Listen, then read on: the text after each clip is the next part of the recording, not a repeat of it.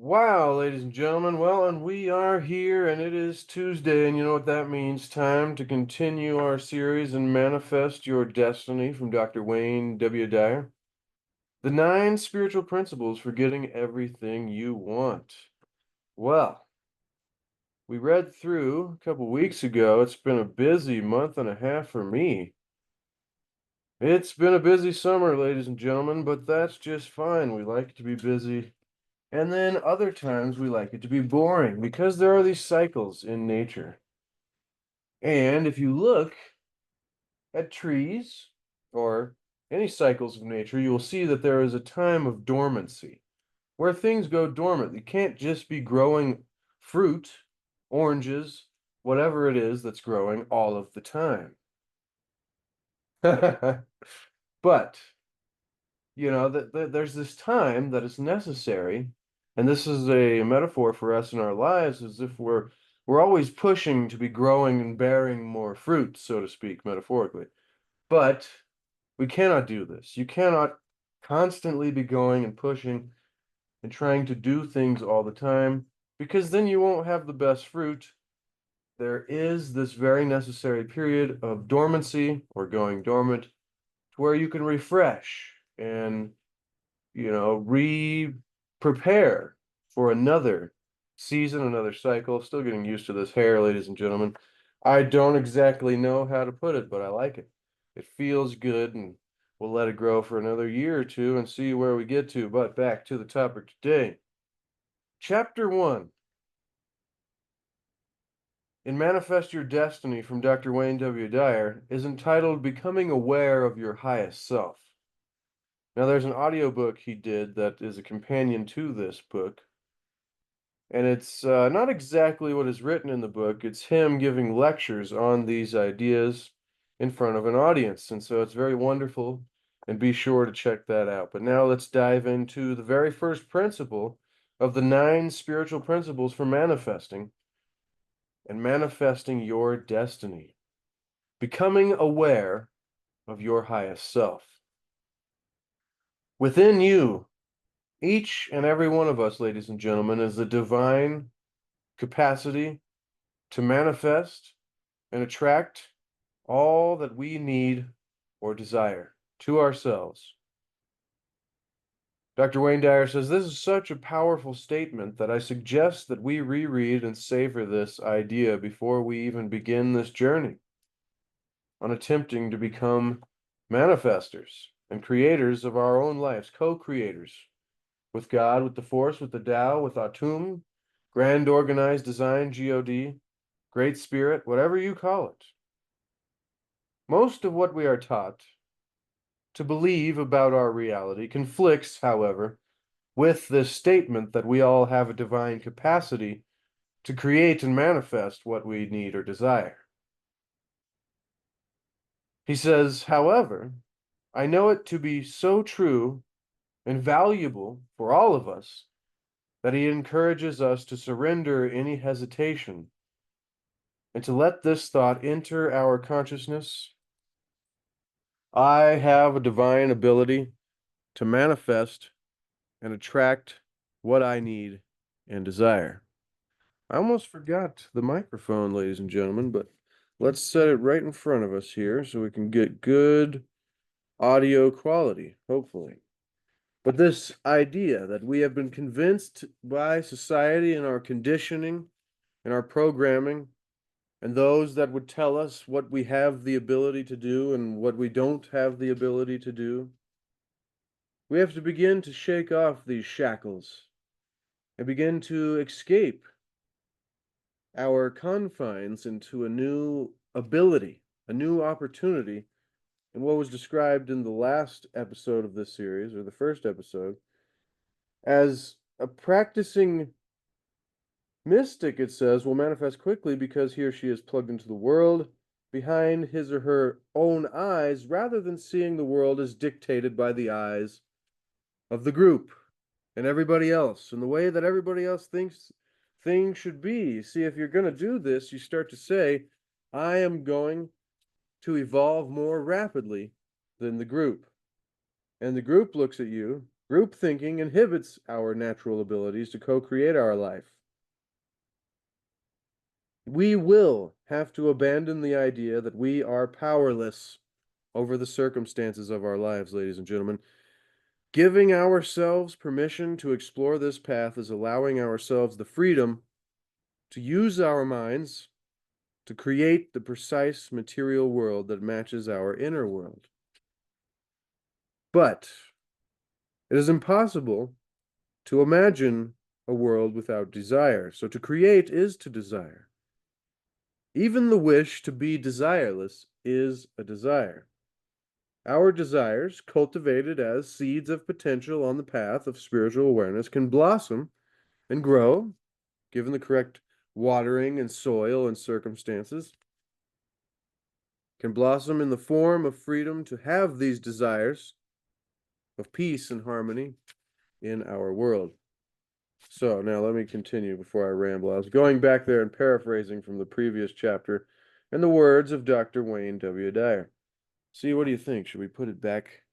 Should we have it hanging down? That's kind of silly. Put it back here. Get it out of the way for now. Look, it looks like I'm back to normal. Oh, yeah. Thank you for being here, ladies and gentlemen. Thank you for joining me.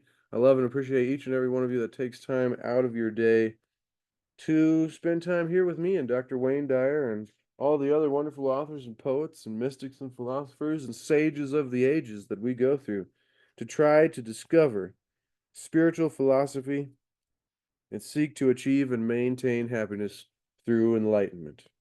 So this idea, this mantra that you can place as a phone background, as a sticky note to remind yourself, I have the ability to manifest and attract what I need or desire. Becoming aware of our highest self is the subject here of this first principle of the 9 spiritual principles of manifesting. And becoming aware of our highest self, the book continues, quote, does not happen through physical effort. Nor can anyone rely upon the supernatural techniques such as invoking angels or, any other kind of things like that. This is a personal journey. And this is our own heavenly work, our own divine spiritual work, our own power innate within each and every one of us. Once again, it was the great guru or master from Nazareth that taught us, even the least among you, so even the least among us, can do all of the miracles that he had done and even greater things. The gift of fish and loaves, being able to feed the hungry from nothing, creating something from nothing. Well, how is this possible? Well, we've learned that there isn't really a creation of something from nothing, but rather a realignment of everything that is already available. Now, that doesn't mean that it's here yet, but it is available. We'll get to that later, though. I've listened to his audiobook a lot on this, probably 7 or 8 times, and I've never actually read the book itself. So I'm very happy to be here sharing this journey with you, sharing my journey with you, and hopefully you're sharing your journey with me. And we are learning together and growing together on this adventure. But becoming aware of our highest self does not happen through physical effort, nor can one rely upon supernatural techniques such as invoking angels to do this kind of spiritual work for us, ladies and gentlemen. What is essential is that we learn that we are both a physical body in a material world and a non-physical being who can gain access to a higher level beyond just this physical realm. And we talk about this in all the series we do on this channel. So if you've missed any of those other series, be sure to check that out. I've gone through quite a few Wayne Dyer books, as well as the Hermetica. We're going through the Kabbalion, Hermetic philosophy, ancient Egyptian, Greek. Now, there are 4 stages The developmental stages of infancy through adolescence have been explored by many writers, but very little has been written about the developmental stages of adulthood. So when we begin to learn that we are both a physical body in a material world and a spiritual being within these, and we have access to this higher level. The higher level is within us at each and every moment. So it's not something we got to reach out and try to attain. It is something we must attempt to realign within ourselves, rebalance, come in contact with, reignite the flame, the spark, whatever you want to call this. However, metaphor, whatever way that you want to describe this, we have to rediscover this place within us, this power, this ability, this innate, natural power, the power of mind. So, the higher level is within us and is reached through the stages of adult development. But like has been mentioned before, and as we know, as we see, as we go about in our lives and everybody else is trying to figure out life, we're all just out here trying to figure it out because nobody taught us the secrets of the universe for some reason as young adults.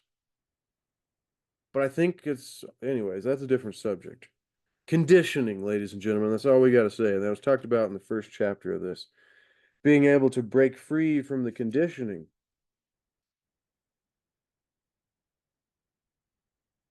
I thought if I could find that really quick. However, 4 stages.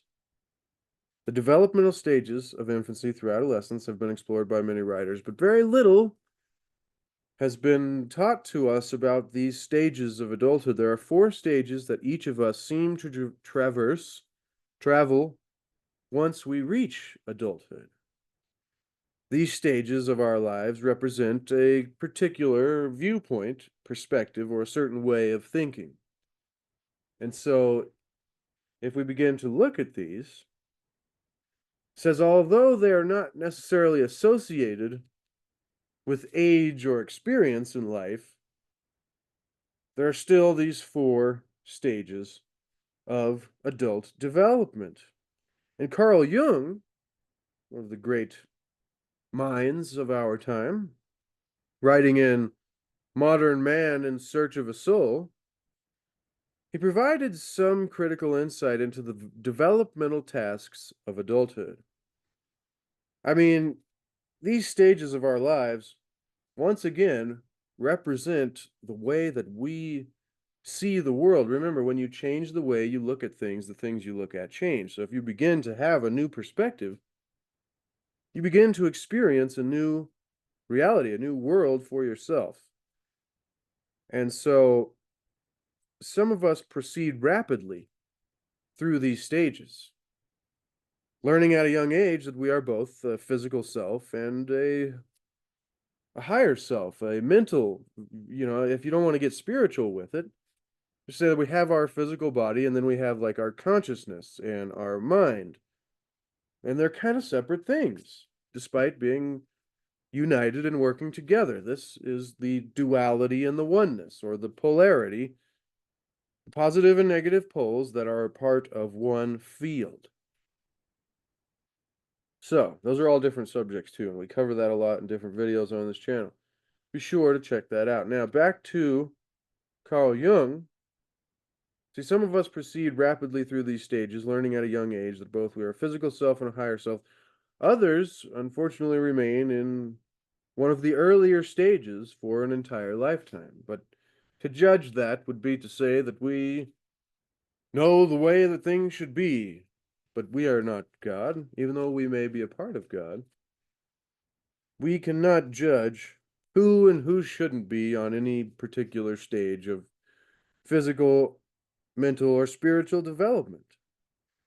So Carl Jung, once again, writing in Modern Man in Search of the Soul, provided us some critical insight into the developmental tasks of this process.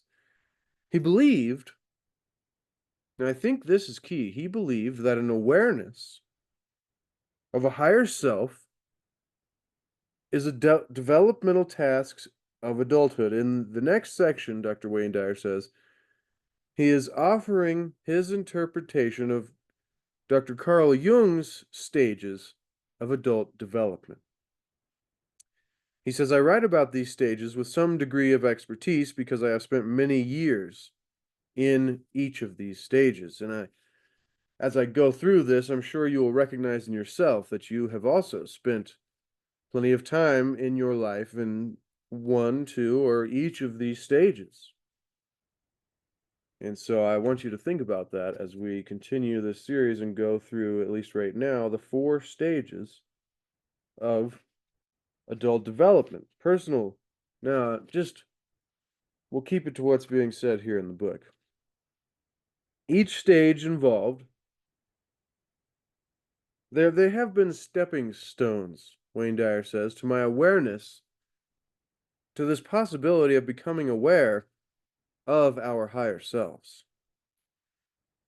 Each stage involved experiences that permitted me to move ahead in my thinking and my awareness. And ultimately, he says, I reached the level at which I could use these 9 principles of spiritual manifesting, could use each of these 9 principles to co-create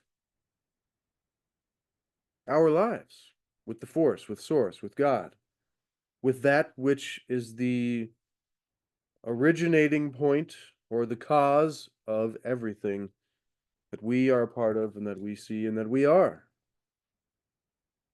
That is to manifest our own destiny. As we read these 4 stages of adult development in this first principle of the spiritual principles for manifesting, which once again is becoming aware of our highest self. And so he's saying this is how, Dr. Carl Jung thought that people become aware of this, and how he became also aware of this higher self. And so, as we read these, examine the personal and unique stages of our own adult lives and development that parallel Dr. Jung's archetypes. And our objective is to become aware of our highest self as a dimension of our own being that transcends the limitations that we've been sold and taught of the physical world. Now, we come into the 4 stages of adult development. Number 1 is the athlete. The word athlete is, of course, not meant to disparage. Now, these are the words of Dr. Wayne Dyer here, and I'm paraphrasing, ladies and gentlemen. I'm paraphrasing and adding my own commentary and my own extrapolations and thoughts, once again, hopefully for purposes of teaching and commentary and expanding the mind so that through an increased awareness, we can hopefully increase the quality of our lives. If not, hopefully just a little entertainment. But the word athlete, Dr. Wayne Dyer says, is not meant to disparage athletes or athletic behavior, of course. It is intended as a description of the time in our adult lives, the time in our lives when our primary identification of ourselves is with our physical body and how it functions in our everyday world. This is the time when we measure our worth. This is very important. This is the time in our lives when we measure our self-worth and our happiness and our level of quote-unquote success by our physical appearance and our physical abilities. Sorry. And so, how you think of athletes, once again, or all of us out here, and once again, no judgments on anybody that is on any stage in life, because we're all out here trying to figure it out once again. So, this is the time in our lives, the athlete, when we measure our worth, our self-worth, and our happiness by our physical appearance and our abilities. Those abilities are multitudinous and uniquely personal. They can include such things as how fast we run, or how far we can throw a ball, or how high we can jump, or the size of our muscles. We're trying to be, we judge the worthiness, and you can see the folly in this immediately. We judge the worthiness of our physical appearance by a standard of attractiveness based on the shape, the size, or the color, or the texture of our body, hair, and complexion. In a consumer culture like ours, judgment even extends to the appearance of our automobiles and our houses and even our clothes and our outfits. And so you can see how a lot of us out here in life live our entire lives in this first stage of the four stages of adult development, quote unquote, the athlete. And it's unfortunate because, as you can see, getting your self-worth and your happiness from these things, it can very easily be lost and taken away, and you can never regain it. I mean, there are the concerns one has when he or she is in the earliest stage of adult development. This is the time when life seems impossible without a mirror and a steady stream of approval to make us feel secure the entire time. You don't need anyone else's approval to approve of yourself. Great lesson, remember that. The stage of the athlete is the time in our adult development when we are almost completely identified with our performance, our attractiveness, our achievements. Many people outgrow this stage of the athlete and make other considerations more significant. Now, some may be thinking right now, yeah, this is like when you get to this age, or this is when you've. But remember, this is regardless to age or experience in life. It happens at different times for each and every one of us, ladies and gentlemen. And so, but once again, many people outgrow this stage of the athlete and make other considerations more significant. Some of us, depending on our personal circumstances, move in and out of this stage all the time. So sometimes we go beyond it and then we fall back. And then we go beyond it and we fall back again. And this is just fine as well. This is your own journey to learn and to grow as a soul, spirit. A few, however, stay in the athlete stage for their entire lives. Whether or not you have moved beyond this stage is determined by how fixed you are on your body as your primary source of self-identification. Obviously, it is healthy to take good care of your body. So once again, don't take this the wrong way. This is spiritual philosophy. So I could easily see how many people going through all of my videos could jump to entirely all the wrong conclusions and say, he's saying to tell us to do nothing, and we should just sit on a couch until we evaporate. This is not the lesson. But obviously, it is healthy, once again, to take care of our body by treating it kindly, exercising, and nourishing it with the best way our own personal circumstances will allow for us. And so, having pride in our physical appearance and enjoying compliments does not mean that we are body fixated. However, if our daily activities revolve around a predetermined standard of a performance or an appearance that we have to live up to by somebody else's expectations, we are in the stage that we are calling right now and describing with Dr. Wayne Dyer and Carl Jung the athlete. This is not a stage in which we can practice the art of manifesting. It is unavailable to us there.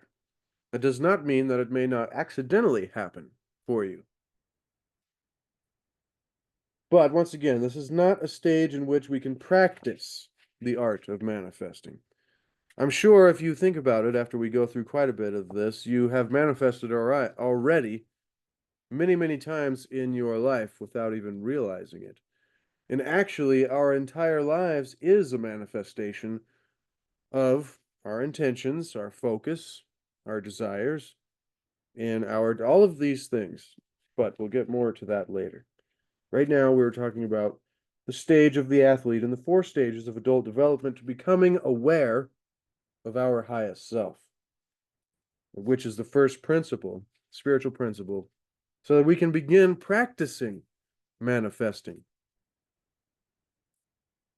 And so, to reach the ability to know and use our divine inner energy, we must move beyond our identification as being exclusively a physical body. Number 2, the second stage, is the warrior. When we leave the athlete stage behind, we generally enter the stage of the warrior. What do you think of when you think of a warrior? Well, let me know in the comments, ladies and gentlemen. What's the difference between the athlete and the warrior? It's like, well, Wayne Dyer begins, when we leave this stage behind, we generally enter the stage of this is the time when the ego dominates our lives and we feel compelled to conquer others in the world to demonstrate our own superiority. My definition of ego is the idea, this is Wayne Dyer's definition of the ego, the idea that we have of ourselves. Wait a minute. His definition of the ego is that the idea that we have of ourselves is as important and separate from everyone else. So once again, this idea that yourself is as important and is separate from everything else is more important, I would say. And so this can be an acronym for Earth Guide Only. EGO, ego, Earth Guide Only. And I've heard him use another acronym, edging God out. But this idea of the ego, Earth Guide Only, since ego represents our exclusive identification with our physical selves here in the material world, excluding any idea of any kind of oneness, connectedness with other beings and everything else in reality. And the ego is this idea of we are separate from everything else. We've talked about this a lot before on this channel. The ego-driven warrior objective is to subdue and defeat others in a race for the #1 spot. You see this a lot in sports. We are #1. We're the best. Better than you. All of this, I mean, this doesn't mean that you can't enjoy some entertainment. But once again, you can't live your life from this perspective. Why? I don't know. Once again, that's just a limited viewpoint from my own perspective. Once again, to judge anybody on any point of their journey is not the purpose here. Because we're all, once again, out here trying to figure it out. But during this stage, we're busy with goals and achievements and competition with others. This ego-dominated stage is full of anxiety, endless comparison of our success, trophies, awards, titles, and an accumulation of material objects is what records our achievements. The warrior is intensely concerned with the future and who might be in our way or interfere with our status. And we are motivated with slogans such as, if you don't know where you're going, how will you know when you get there? Time is money, money is everything. Or the ideas of winning isn't everything, it's the only thing. Like, you hear the statement, life's a struggle. You just have to deal with it. Or if I don't get mine, somebody else will. Somebody else will. It's all of these kind of ideas that, for some reason, we've told ourselves this is just the way reality is. In the warrior stage, the book continues, status and position in life are obsessions. Convincing others of our superiority is the theme of this other-centered time of life in which the ego is the director. This is the time, remember, the ego makes a wonderful servant but a very terrible master. So do not let your ego be in control, because you will experience much anxiety and struggles. Status and position in life are obsessions, and the ego is the director. This is the time when we are attempting to do what warriors do. We're trying to conquer and claim the spoils of our battles for ourselves. Once again, it's a very singularly separate, self ego focused perspective, view, way of thinking about life. The test of whether we have left this stage is to examine what it is that is the driving force in our life. If the answer is conquering, defeating, acquiring, comparing, and winning at all costs, then it is clear that we are still in the stage of the warrior. And we can probably regularly shift in and out of the warrior stage as a way of effectively functioning in the marketplace. Only you can determine how intensely that attitude dominates our existence and drives your life. If we do live primarily at this level, we will be unable to become a manifester and begin practicing manifesting in the sense that will be described in our continuation of this series, and that Dr. Wayne Dyer is describing in his book, Manifest Your Destiny. Number 3, we have the statesperson, and then number 4, we have the spirit.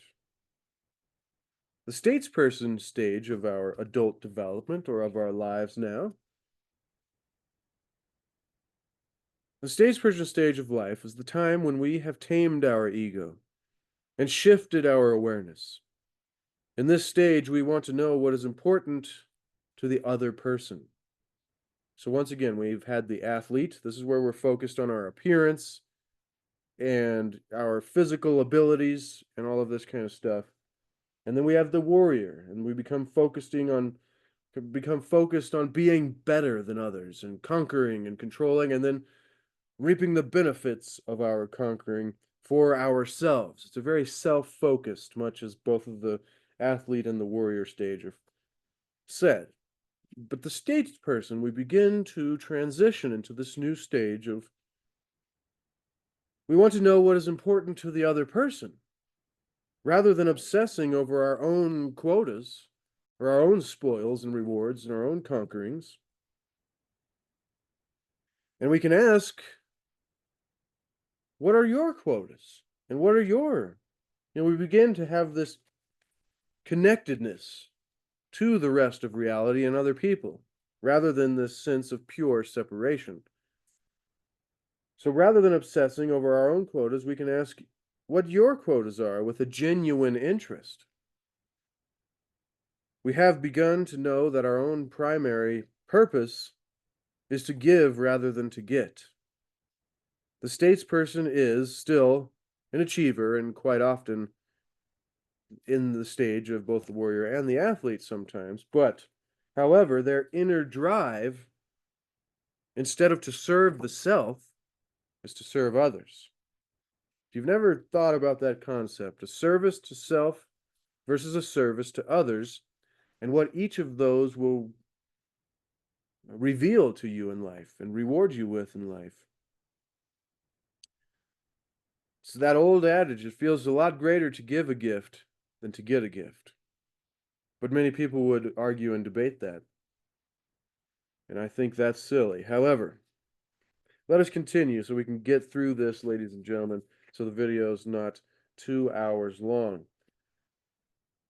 We're going to finish the statesperson here, and then we're going to do the spirit, and we will sum it up with the 4 stages of adult development and finding our highest self, becoming aware of our highest self. And this is the first chapter, once again, of Manifest Your Destiny. Becoming aware, first of the 9 spiritual principles to manifest, and becoming a manifestor, becoming aware of your highest self.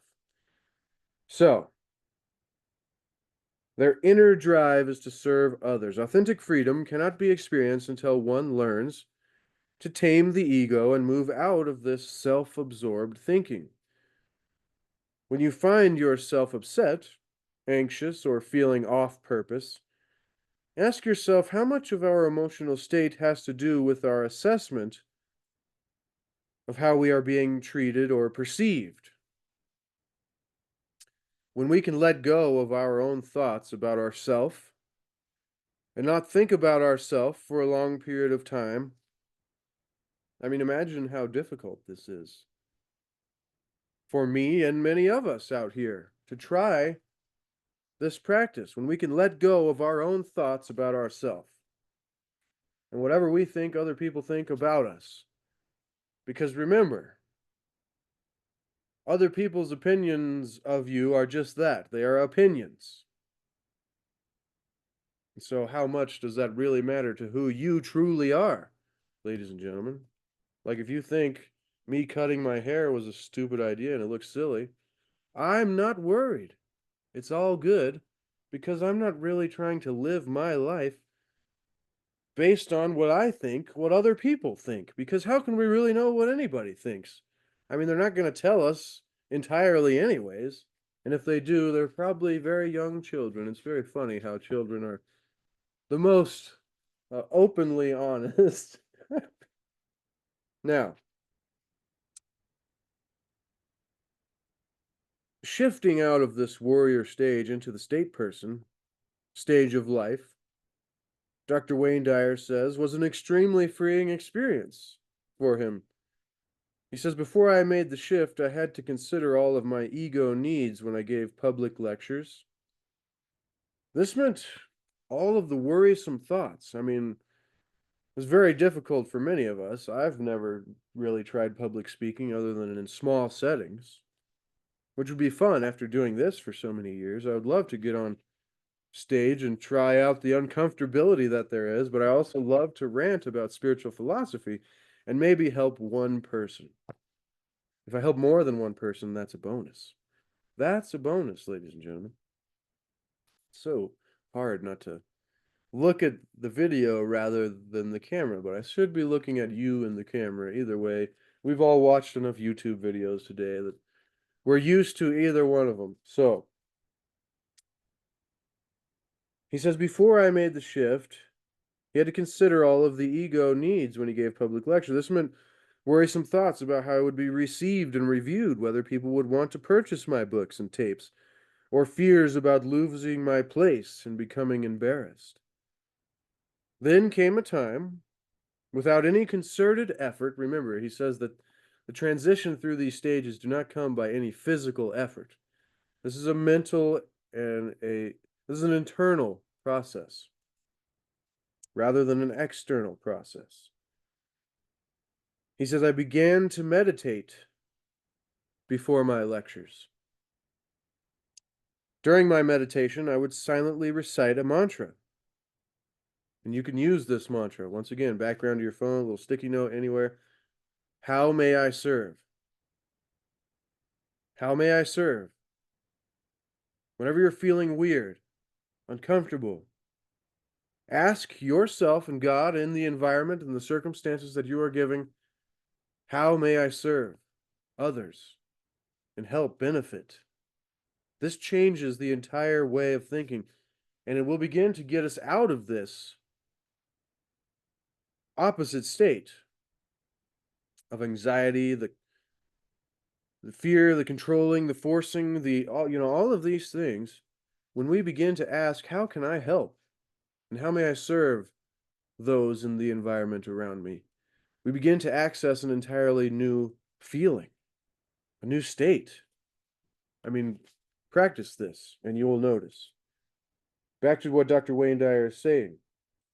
How may I serve? In this meditation, before he goes on stage, he says, my speaking improves significantly after this. Coming from this perspective of how may I serve other people rather than how many books am I going to sell and how many tapes are they going to buy and am I going to be successful forever and be the best. See, these are the stages of the athlete and the warrior. We are moving and shifting away from the ego into the stage of the statesperson. He says his speaking and his work significantly improved when he shifted away from the ego and entered into the stage of the statesperson. The statesperson stage of adulthood is about service, gratefulness for all that shows up in our life. At this level, we are very close to our highest self. The primary force in our lives is no longer the desire to be the most powerful or the most attractive or to dominate or conquer anything or anyone. We have entered the realm of inner peace, or at least an attainment or an attempt to attain inner peace. It is always in the service of others, regardless of what you do or what your interests are, that you find the bliss you are seeking. So let me say that sentence again. That is very, very important for those that are seeking success in life. How to be successful, because a lot of people that want to manifest are trying to create a greater level of success in their life. And so let me read that sentence again, because this is how you do it. Regardless of what you do or what your interests are and what kind of work you're going through, what you're trying to achieve, if we do this always in the service of others. So if you're trying to sell paintings, like I've been trying for 6 years, or if you're trying to make YouTube videos, or if you're trying to make little collectibles and trinkets, or if you're working at a grocery store, or if you are a computer technician, any area of life, if you do these things that you do in your life from a perspective of how can I serve and help others, then you will find that all that you have been seeking will flow back into your life in amounts more than when you were trying to serve yourself in these ventures. So once again, when you have entered into this realm of attempting to attain inner peace, and we have gone beyond the area where our primary force, driving force in our lives is to be the most powerful, to be the best, the most attractive, dominate and conquer and win. When we have gone beyond that, it is always in the service of others, regardless of what we do or our interests, that we will find the bliss that we are seeking from our actions. Because so many of us are seeking that from our actions. We really just want the peace, the happiness, the contentment that comes from. Now, let me continue. One of the most touching stories, Dr. Wayne Dyer continues, I have ever heard is of Mother Teresa. Your opinions can be held to the finish, because once again, this is philosophy. We don't care about who, even in her 80s, ministers to the downtrodden in the streets of Calcutta. A friend of mine in Phoenix was scheduled to do a radio interview with her, and as they spoke before the interview, Pat said to her, Mother Teresa, is there anything I can do to help you with your cause? Could I help you raise money or give you some publicity? And she replied, no, Pat, there's nothing that you need to do. My cause is not about publicity, and it is not about money. It is about something much higher than that. Pat persisted in saying, isn't there anything I can do for you? I feel so helpless. Her response was, if you really want to do something, Pat, tomorrow morning, get up at 4 a.m. and go out on the streets of Phoenix and find someone there, living there, who believes that he is alone, and convince him or her that they are not alone. That is what you can do, she said, if you would like to help. This is a tougher challenge, I imagine he thought to himself. This is a true statesperson, giving of him or herself each and every day. And so when we help others to know that they are not alone, that they too have a divine spirit within them, regardless of the circumstances of their own lives, we move to a higher self that provides us with a sense of peace and purpose unavailable in the stage of the athlete and the warrior. It is here that we might recall the words of Mother Teresa. I see God, I'm going to paraphrase this, every day in all of his distressing disguises. So, in other words, if we are all God, we can see God every day in all of its distressing disguises. I love that one. There is one stage, though, even higher than that of the statesperson. The fourth stage is where I've been carefully leading us on this journey of awareness development. Remember, I say every day on this channel, well, not every day, every video on this channel, if you watch my videos every day, you'd probably at least have a year or so to go through those. However, it's about a higher awareness. Seek to achieve and maintain enlightenment, maintain happiness through enlightenment. What is enlightenment to me? A greater awareness, an understanding of ourselves and the nature of reality. The next and final stage of the 4 stages of adult development given to us by Carl Jung and being broken down here by Dr. Wayne W. Dyer, and once again, the first chapter, the first principle of the 9 principles of spiritual manifestation is becoming aware of our highest self, coming to know your highest self. The fourth is the spirit. When we enter this stage of life, regardless of our age or position, once again, we recognized our truest essence, the highest self. When you know your highest self, you are on your way to becoming a co-creator of your entire world, learning to manage the circumstances of your life and participating with assurance in the act of creation. In doing this, we are literally becoming a manifester. So once again, we are learning to manage the circumstances of our life and then participating actively with assurance, with a knowing in the act of this creation. The spirit stage of life is characterized by an awareness that this place called Earth is not our home. You know that you are not an athlete, a warrior, or even a statesperson, but that you are an infinite, limitless, immortal, universal, eternal energy temporarily residing in a body.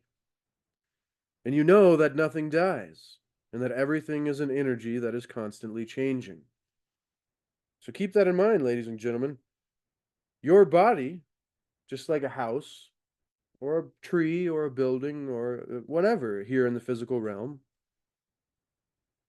will go through its stages, but we are energy. And as science has taught us throughout the ages, that energy cannot be destroyed.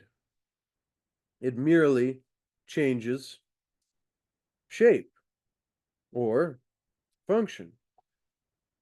Please leave the exact quote on that in the comments below because it's relevant. But the simple point is that everything is an energy that is constantly changing. And so as a soul within a body, we are passionately drawn to our inner world. And we leave fears behind and start to experience a kind of detachment from this physical plane. We become an observer of our world, the seer of what is going on, and you move into other dimensions of consciousness. This inner infinite energy is not just in us, it's not just in you, ladies and gentlemen. It is in all things and all people who are alive now and have ever lived. And you begin to know this innately and intimately for yourself. In order to evolve beyond the earth plane, though, we need to learn to leave it at will by finding the source of this infinite energy that is responsible for doing all the things that are going on that it would be impossible for us to manage. The saying that you are not doing anything, but you are being done. This amazing Once again, we need to learn to leave behind and begin finding the source of this infinite energy that is responsible for filling our lungs, beating our heart, and growing our hair, and making it possible for us to read the words on this page. I mean, all of these things, I mean, we're not responsible for the beating of our heart and the pumping of, everything that is going on all the day. It would just be too much, and we're too um, incapable to even keep track of all of these things and make sure that they're functioning properly. So obviously, there is some universal intelligence, some, grand organized design, whatever you want to call it, even if you don't want to be spiritual about it, that is running all of this and doing it as perfectly as we want to describe it as such. But once again, we are the physical being.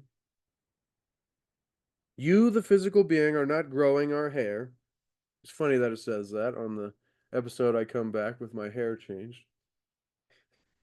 But our nature is doing that for us. So you are not beating your heart, you're not breathing your lungs.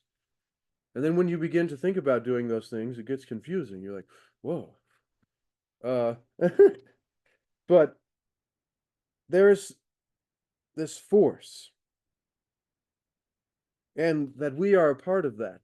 And you can call it nature, our nature, but your nature is doing this for us.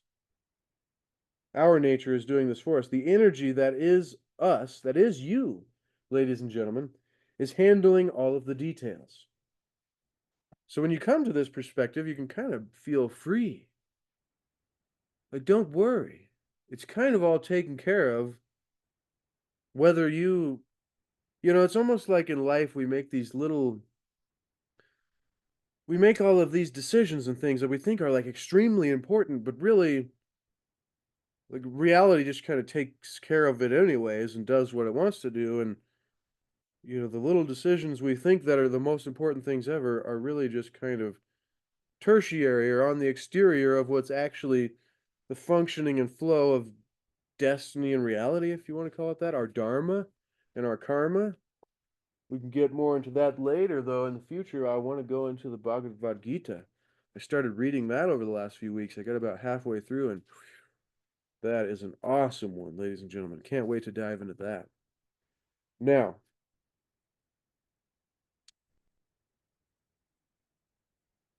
the energy that is handling all of the details for us. That spirit that is you is not contained by the physical domain at all. It has no boundaries, no form, no limits to its outer edges. And we are aware of the real source of our life, even though we have been conditioned to believe otherwise.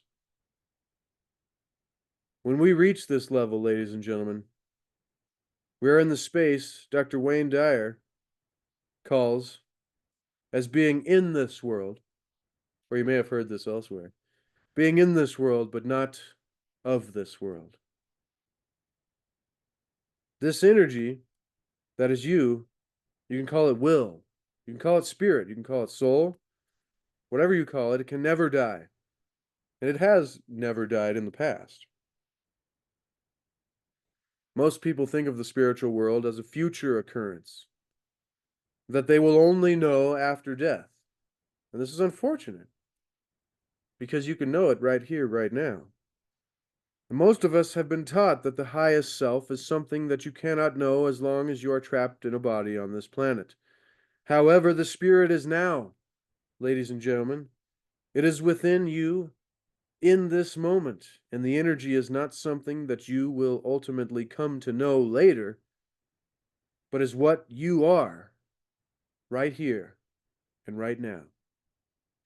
This unseen energy that was once in Shakespeare, Picasso, Galileo, or in any human form is also you. It is also a part of you. It is within you, and you are a part of it. I mean, that's amazing to think. Like, who's your favorite person throughout all of history and time immemorial? It's like that unseen energy that was once in Shakespeare, Da Vinci, Picasso, whoever. Jalaluddin Rumi, the great Sufi mystic and poet, philosopher, that same energy is also within you and is available to all of us. That is because the spirit energy does not die. It is not destroyed, it simply changes form.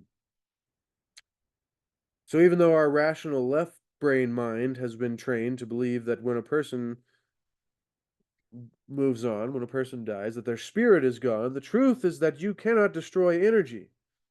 Your highest self is the spirit presently within you. The energy that was Picasso was not his body, nor was the energy that was Shakespeare his body.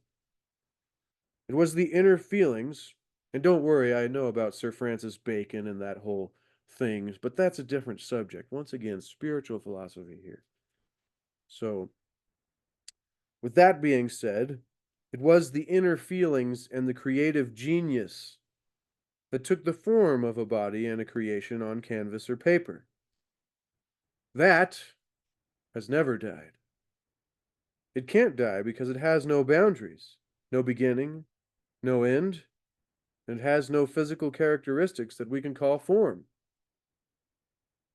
And so that energy is within you, ladies and gentlemen. I want you to know this. And I want me to know this. Great teachers have said that if you don't immerse yourself in spiritual literature or spiritual works or philosophy and thinking each and every day, that it's very easy to forget and to lose hold of this great wisdom and this great personal and spiritual development for ourselves.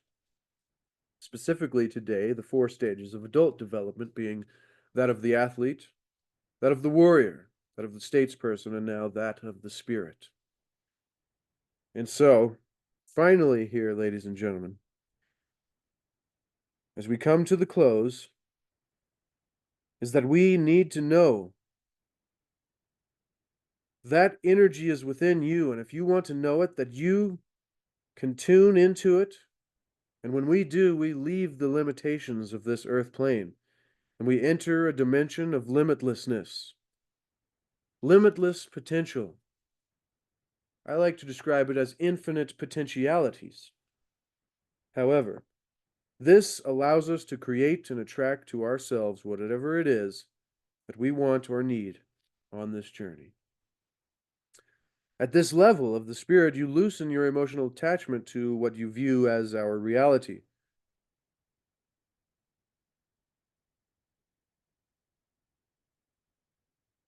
But once again, I want to re-emphasize on that idea of the spirit and this energy that was Picasso, that was Shakespeare. It was the inner feelings and the creative genius that took the form of a body and a creation on canvas or paper. That has never died and will never die. It will never cease to be and it will continue. It cannot, because it has no boundaries, no beginning, no end, no physical characteristics that we can call form. It is energy, source, Tao. And so, at this level, we loosen our emotional attachment to what we view as our own reality, and this detachment is followed by a knowing. Not a knowing about, a believing, but a knowing, a certainty, a conscious contact.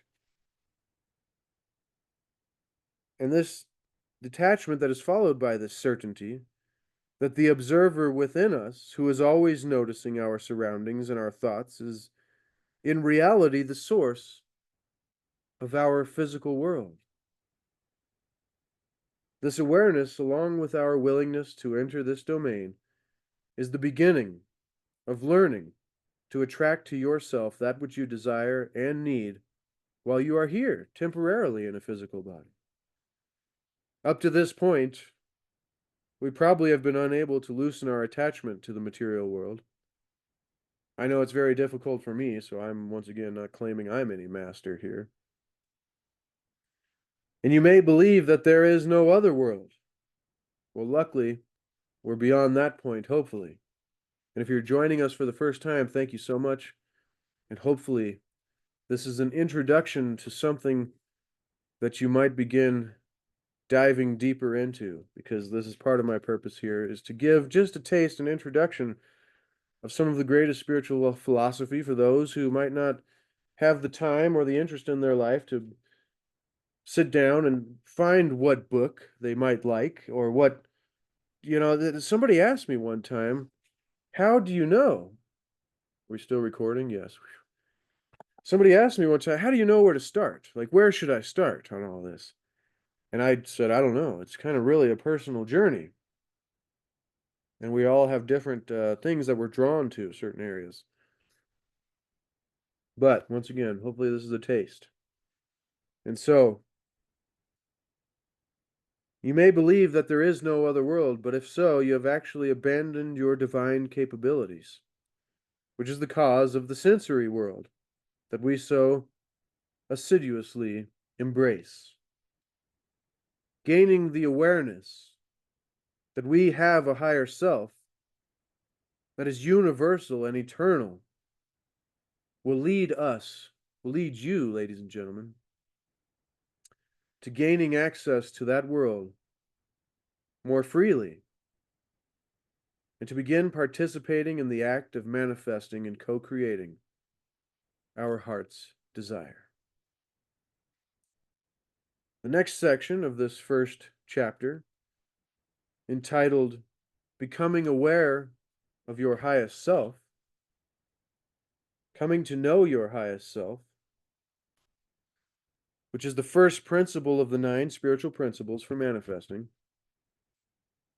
But this next section we'll dive into next week is entitled The Seen and the Unseen.